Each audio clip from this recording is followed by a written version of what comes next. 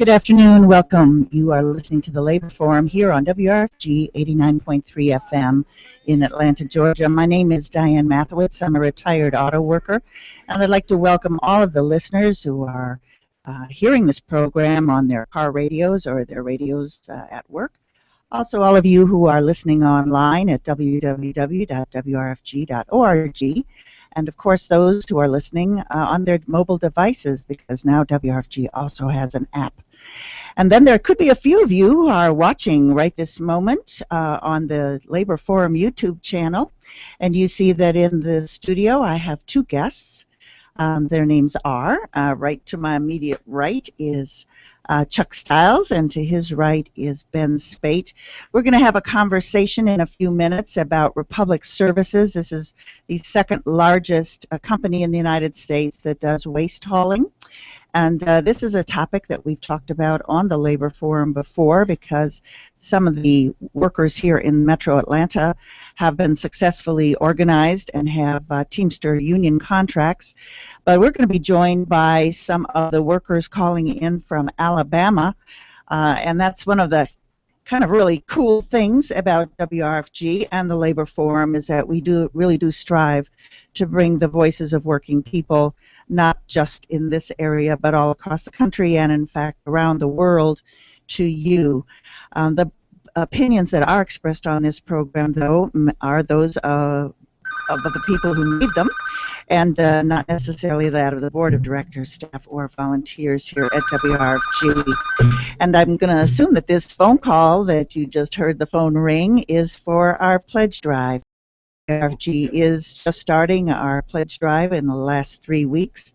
This is the way that we get the majority of the money to operate the station. It is from you, our listeners, who count on our public affairs programs to give you information that you're not going to get on the major big business media, and also the kind of music that you will not also hear on commercial radio, because they're only interested in selling records and not necessarily interested in the kind of music that comes out of the grassroots.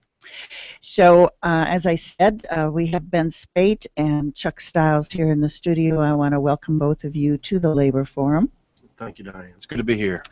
And it's really great to have you both in the studio. And on the phone, we have Jerome Rankins, who is calling in from Bruton, Alabama. Hi, Jerome. Thank you so much for being on air. How are you doing today? Well, I guess really the question to you is, how are you doing today? Our listeners should know that Jerome is a longtime sanitation worker and who is suffering from renal disease, renal failure, and is actually calling us from his dialysis center where he, I guess, are you hooked up? No, ma'am. Okay. I just got the needle off me, and I'm just sitting in the chair waiting. Okay, so I really appreciate your participation in this conversation. If you don't mind, I'm going to start with Chuck, though. And, and I understand Dave Thomas is also on the phone line. He is a Republic sanitation worker here in Atlanta. Hi, Dave. Good morning. Afternoon. Good afternoon. Okay.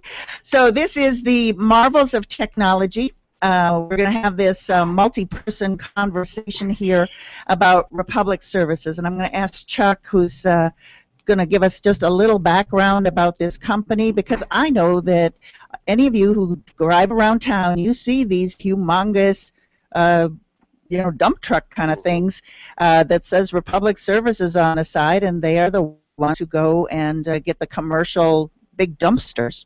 So if you wouldn't mind, Chuck, just a little information about Republic Services. Yeah, it's Diane, again, thank you, and Jerome, Dave, thanks for being on the call today, on the station today. Republic, like as you said, Diane, is the second largest waste company in America. They had profits last year of over $580 million.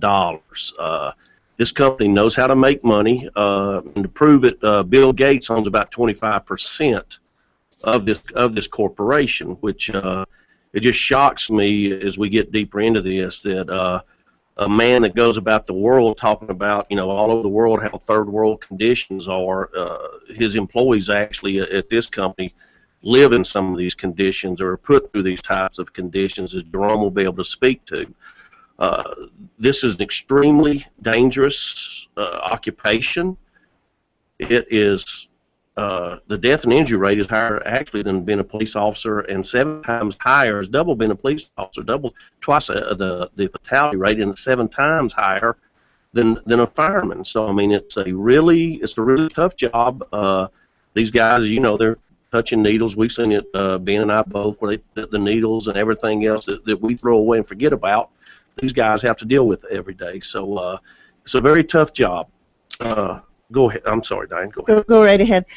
Did you want to finish a thought? No, go ahead. Okay. I was just going to lay out how dangerous it is. Again, so now I'm going to bring you in, if you don't mind, Jerome.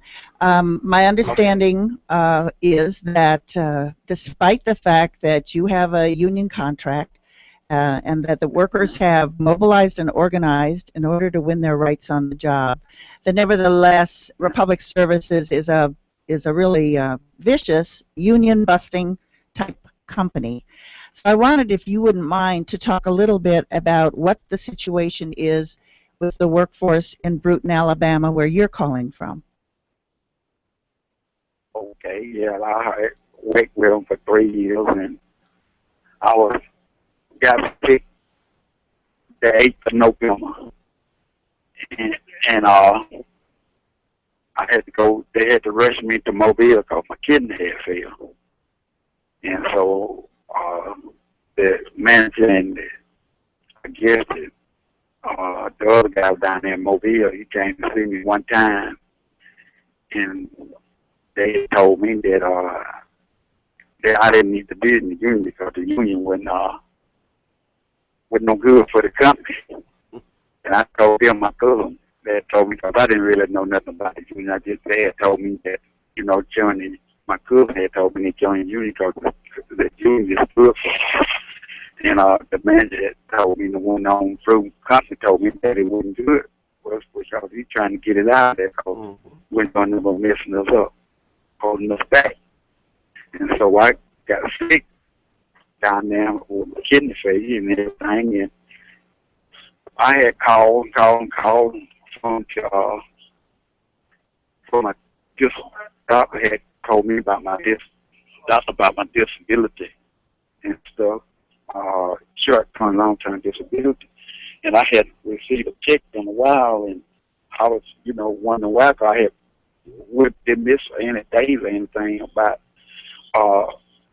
you know, paying my money and everything. I wondered why they couldn't send me no check, just told, you know, disability check and everything. And that's why I, you know, wondering why, and it kept harassing me, telling me that my job was in jeopardy if I didn't come back to work. And I told them my doctor had released me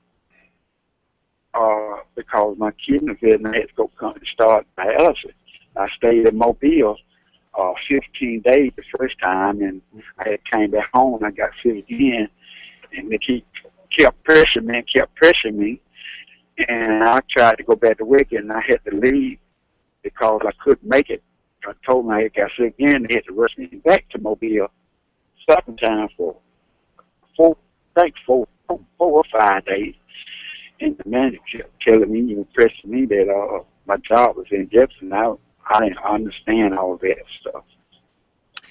Let me ask Chuck now if, okay, so this horrible situation where it would seem that every kind of right that Jerome had just got violated big time.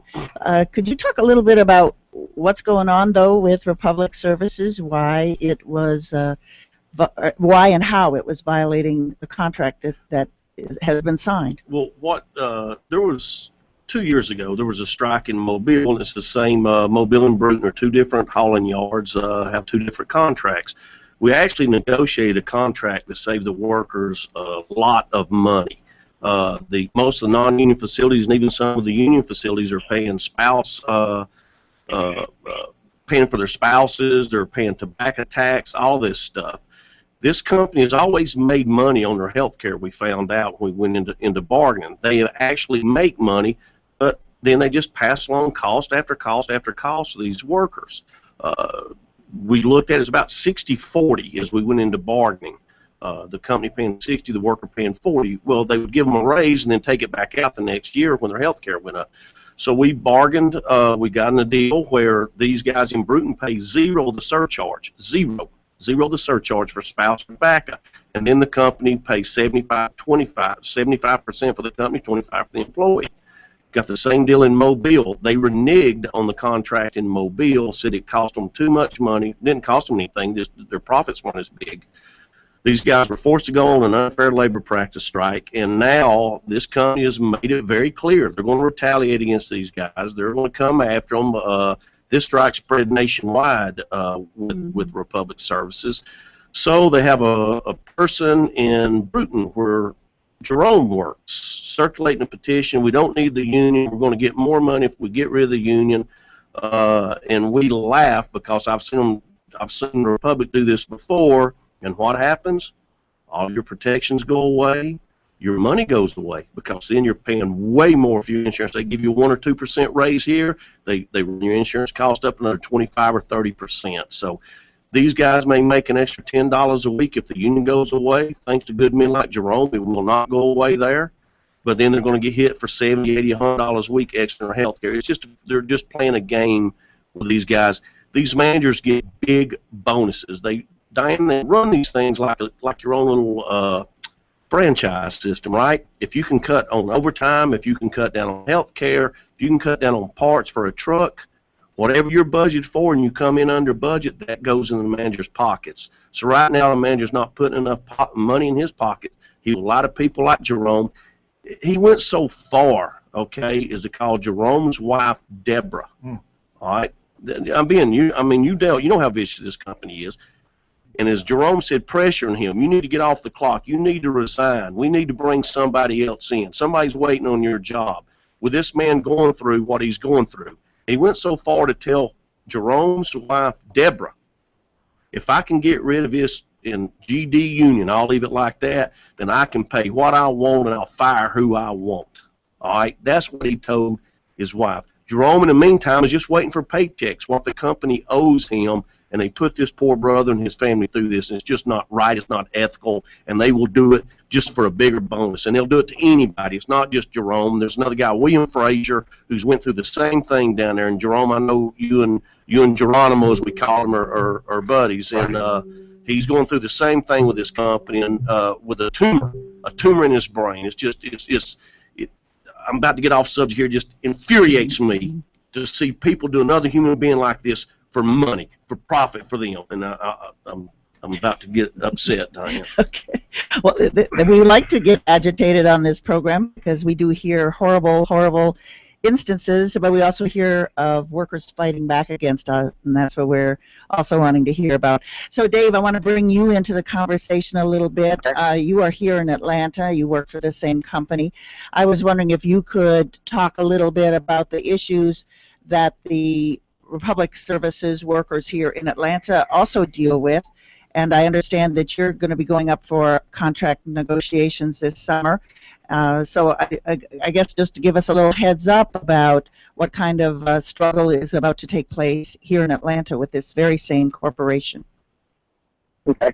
Well, yes, we got a contract coming up July 31st, and we're fixing to go in negotiations, and we know we got a fight coming because they done told us that, you know, the insurance is going up. They can't afford to pay us no more because we're overpaid. They think we're overpaid, and we're the ones out there making money for this company. We have one general manager, Pal Hal. I'm just going to call him Pal Hal. He stood up and told us this is the fact, because we've had, in the 9 years we've had a contract, we've had 6 district managers. Right. We had them all come in there, and they all read out the same stinking book. They tell us the same thing. He told us 50% of my pay is a bonus. So I'm going to lose my bonus if I have to fire every one of them to do it. All right, so we got a union out now. They can't just up and fire us anytime they want to.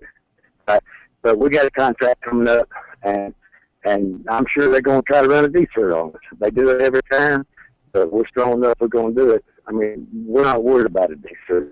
But they come in, and I'll tell you, I got proof that I'm not just running my mouth about it. But Lawrenceville, Georgia, they organize a union. They come in there, and they got one of their little strong boys come out there and get a D-shirt going. And they promised these boys $1.50, $2 an hour.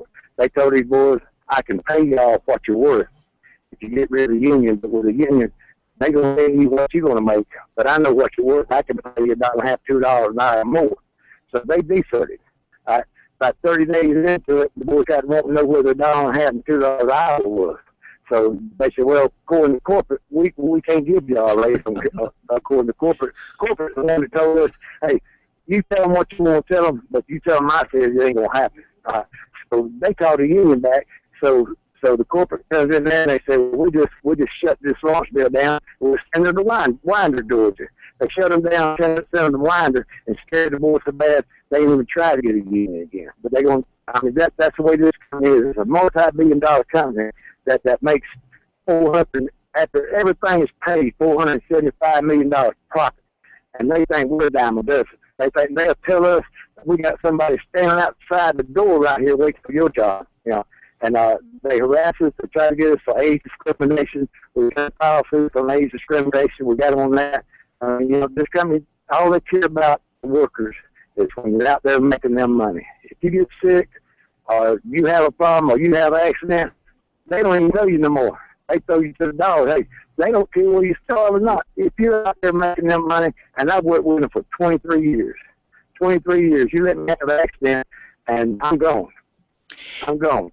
But now we got a union that come in there and fight for us and get our job back. But if you haven't got a union, they fire you. There's nothing you can do. You're through. Thank you so much for that testimony, Dave. Because I want to say to everybody who's listening, you know, I was union at General Motors. It is absolutely critical. Every worker needs the protection of their organized workforce. When you're by yourself, you just hung out to dry. I wanted to bring Ben in for a minute here.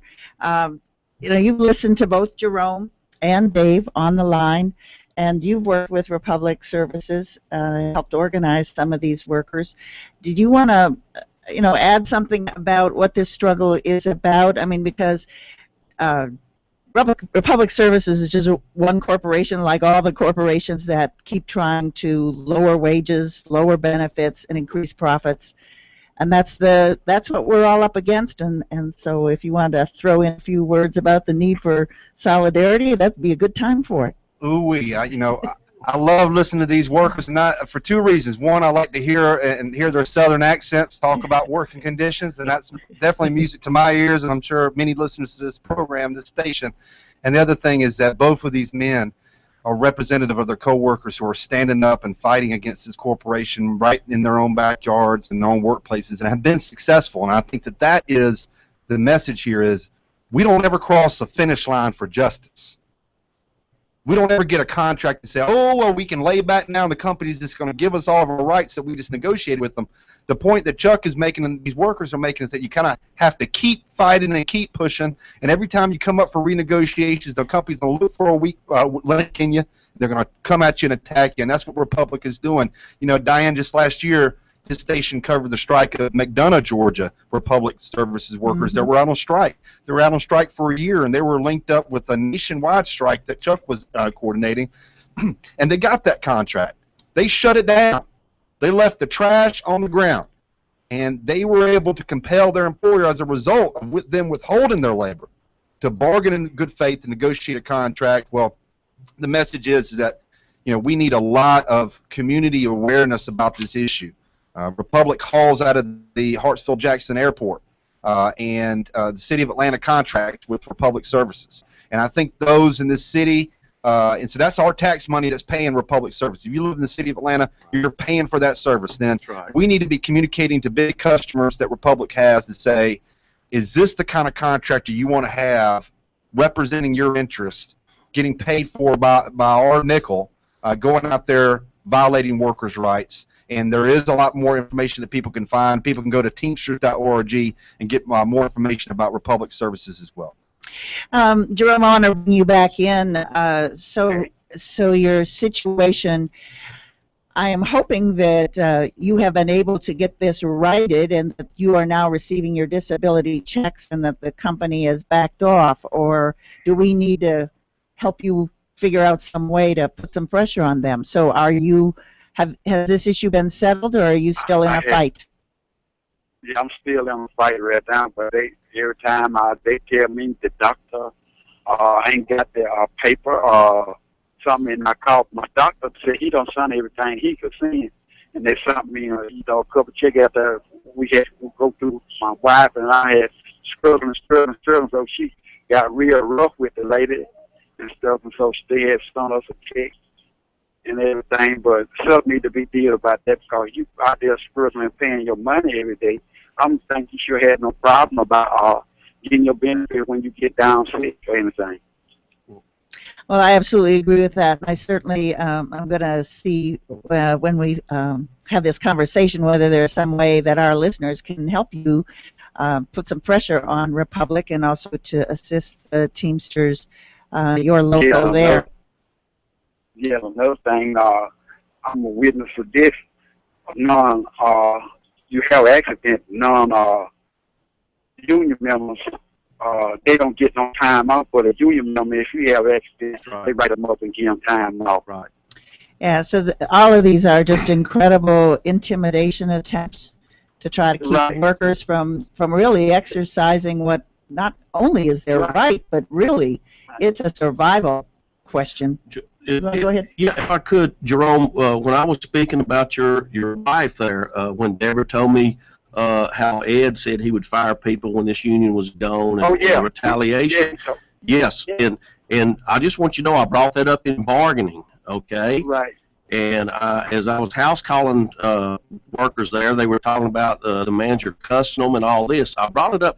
This is their coordinator, their Eastern Region labor man. I said, would you call this manager, tell him to quit cussing people, quit harassing Jerome. He said, we're in negotiations. I don't make calls during negotiations. I said, well, let you step out. He said he stepped out. I will call him later. And he said, Chuck, I will call you after I get off the phone with him. That was last Thursday at 9:17 a.m., and I am still waiting on his call that he straightened this manager out. You know, and this stuff doesn't surprise me. I was in Local 50 in Southern Illinois at contract negotiations. One of the attorneys they had there actually had emailed me some improper stuff. He was trying to tell the company how to desert the union there. They accidentally forwarded it to me. I brought it up in negotiations, and he basically told me, he said, Chuck, I will break the law. I will lie. I will do whatever it takes to win, because that's money in my pocket. He said, the people at the top come first. The stockholders and management come second. He said, as far as I'm concerned, workers come at the very bottom of the heap. They get what's left over. And that seems to be with Republican Allied. That seems to be pretty much status quo for the way they conduct business. And it's not just here. I've been doing something else. I think it's in particular, you talked about the dangers of the waste industry, but you got the waste industry, and you got the fact that it's in the South, and you got the fact that, you know, these workers are struggling to provide essential services. But, you know, look, Republic is doing this in particular. I think that the vengeance of it, though, Chuck, correct me if I'm wrong, is in particular in the South, where they think that, you know, this mentality that people won't stand up for themselves, and Jerome and Dave and their coworkers are showing them quite the opposite of that. Yes, they have. So we can organize in the South, y'all, but I think that the lesson is that it ain't easy, and we got to keep on fighting to maintain the modest gains that we've made. This is a heavy battle that we have, but I don't want anybody to tell you. I know if you listen to Labor Forum, you know better than to say the labor movement's not in the South. But I think we have particularly acute problems in the South with the same mentality. They look at these hard workers as if they're a piece of property instead of looking at them as human beings that deserve respect and equality and a voice on the job. Amen. And I will, Diane, I want to follow up with this because it goes back to what Jerome, the way he was you know, taught to, the way his wife's been taught to, which I'll get upset here. I'm gonna move on here. It goes back to what Ben just said about workers standing up. The guys in Mobile stood up. They were out for over a week on strike. The guys in McDonough stood up. They were out for a week on strike. And they were so set that they were going to stand up and be men, just like the 1968 strike. To them, it was, yes, in Memphis when Dr. King was assassinated. It was very powerful for them to prove this company exactly what Ben said. We're not idiots in the South, okay? we know you'll take advantage of us. And it doesn't end in the South. Ben brought that up. I've been working in Missouri, and we have found out, and it just blew my mind. I don't know, this company, when you think that they have tried to squeeze every dollar any way they can out of their workers, then they try to squeeze out of the community. And Ben talked about the community here and the taxpayers, and we've been looking over. Anybody can go. It's the Bridgeton landfill that Republic owns. It's full of nuclear waste. It's been on fire for years. There's smells, there's odors, contamination, all this stuff. We have asked, the neighbors have asked, that they bring in the Army Corps of Engineers. Republic saying, oh, we'll just cover it. We'll just keep covering. It saves them money, okay? They don't care about this neighborhood. They don't care about the community. If the Corps of Engineers comes in and remove this, guess what? Republic actually has to pay. They have to pay to do something right. And like they said, workers in the community come at the bottom, just like their attorney told me. It's that the good thing about this, there's always a silver lining in this stuff, is we've got more involved with these groups, all right, and the environmental groups, community groups in Illinois. This led to more landfill. Now we're getting bombarded with all this stuff in landfills. They didn't know this. So we are actually going to start working with communities, community groups being, we got the cab down on Moreland Avenue down there, the old Hickory Ridge. There's all kinds of things here that people are getting dumped in the water, this groundwater, everything else, right around these communities. And this company, they try to greenwash it, make out like everything's fine. Hey, we'll even take your kids on a tour. So with that, it's just much bigger. It doesn't just stop in the South. It's just in the way they are, Diane. Well, this has been a really emotion-filled and a lot of really hard information on today's edition of the Labor Forum. I want to thank all of you, particularly Jerome and Dave, who are on the phone. And I also want to make sure that we get a little other contact information here. If anyone's out there listening who has an issue with landfills, wants to become engaged in organizing on their job, I wonder if you want to give the information again about how to get a hold of the Teamsters here in Atlanta. You can go to teamsters.org, and that's the International's website, and you can also go to teamsterslocal728.org. You can contact us either way. And I want to just close out again by reminding everyone that your dollars are so critical to the ongoing character of WRFG, our ability to stay on the air and bring programs like this and all the other great programs that are on the station 24/7. And I'll give you all like 10 seconds to pledge your own support here. Well, hey, I gave $100 last week. You want me to give another $100? You bet. I got to wait till I get. There's nowhere else in the city of Atlanta or anywhere in the South where you're going to hear workers coming on the program from Bruton, Alabama, to right here on Bankhead Highway in Atlanta to talk about their issues within WRFG. Support the station that supports working people just like you. Donate today to WRFG. Help make it thrive, not just survive. Thank you so much, and thank you, listeners. Again, the website is WRFG.org. The phone number you can call anytime, any program, is 404-523-8989. This is Diane Mathowitz saying goodbye for today, and I want to thank our guests both on the phone and in the studio.